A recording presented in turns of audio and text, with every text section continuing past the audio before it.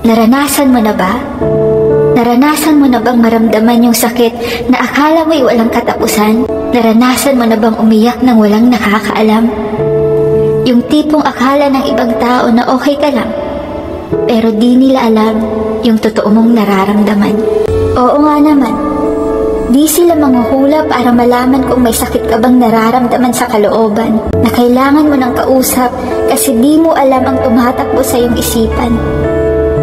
Na hinihiling mo na lang na sana di na lang nangyari ang mga nangyari, na sana okay pa katulad ng dati.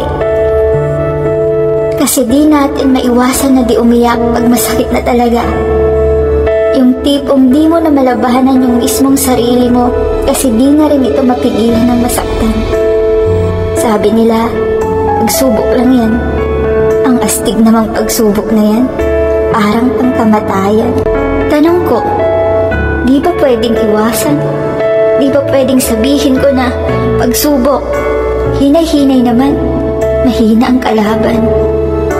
Di ba pwedeng sabihin ko na tama na o, masakit na, takao lang ako, nakakadurog na?